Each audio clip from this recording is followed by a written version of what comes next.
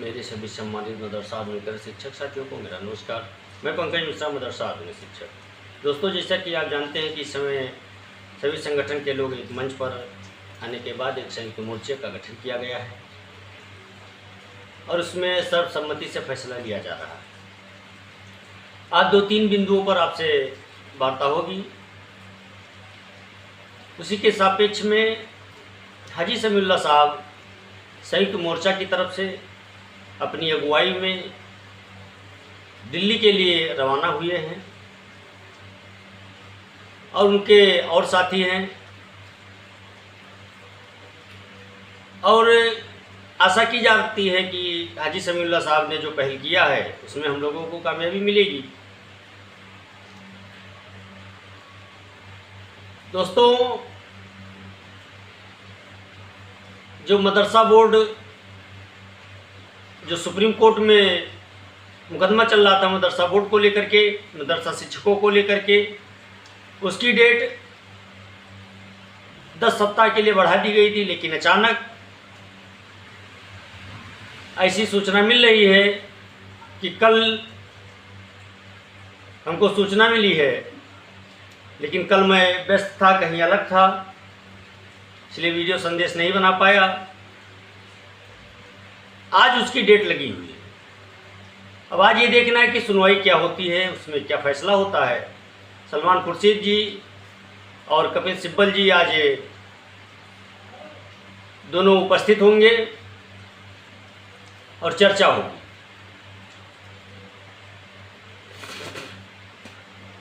उधर अशरफ अली और सिकंदर बाबा एकता टीम के प्रदेश अध्यक्ष, जिन्होंने कल कैबिनेट मंत्री ओपी राजभर जी के प्रतिनिधि से वार्ता हुई है उनकी, और बड़ा सकारात्मक वार्ता हुई है।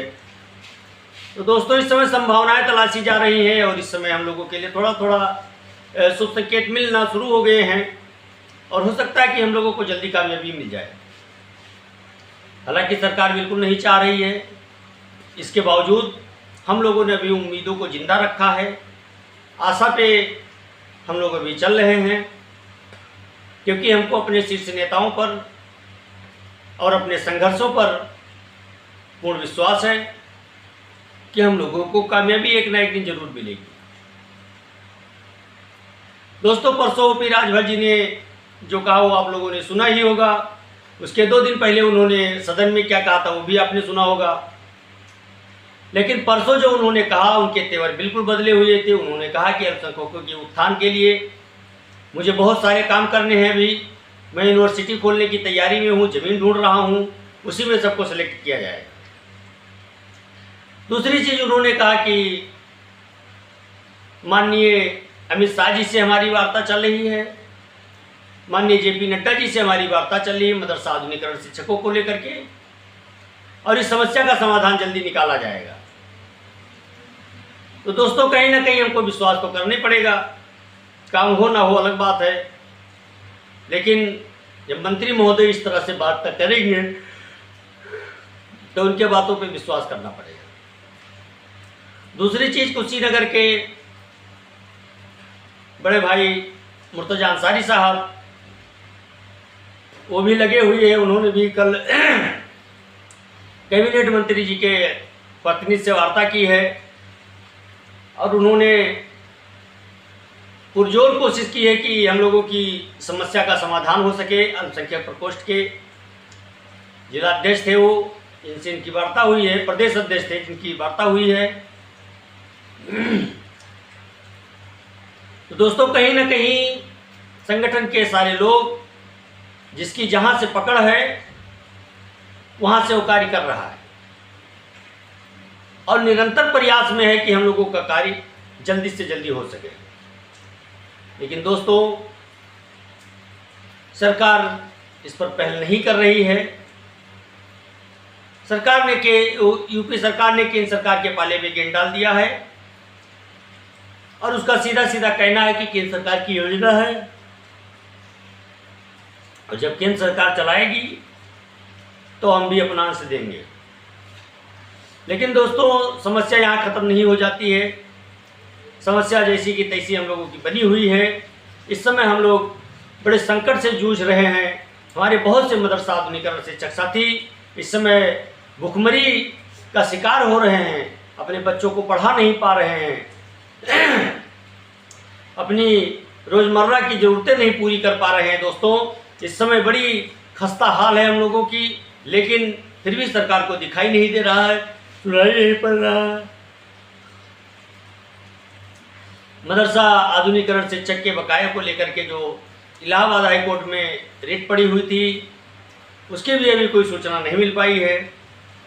उसका भी डेट शायद नहीं लग पाया है। उसका डेट जैसे लगेगा, जैसे सूचना हम लोगों को मिलेगी, आप लोगों तक शेयर किया जाएगा।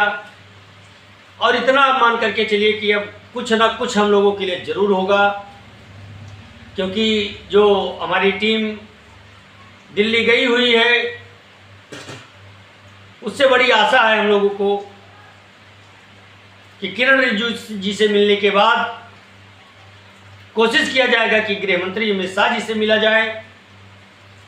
और अगर मुलाकात हो जाती है दोस्तों, तो हाजी समीउल्लाह साहब के ऊपर मुझे पूर्ण विश्वास है कि वो कहने में कोई कसर नहीं छोड़ेंगे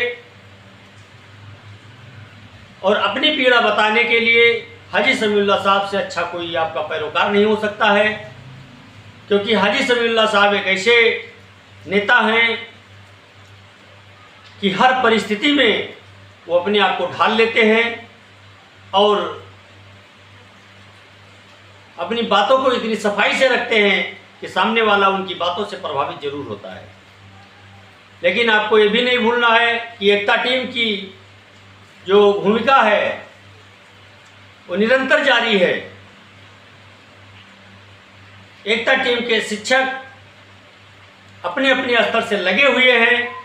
कोई ज़रूरी नहीं है कि हर बात पे फ़ोटो डाला जाए, हर बात पे वीडियो डाला जाए, लेकिन इतना आप मान करके चलिए कि एकता की टीम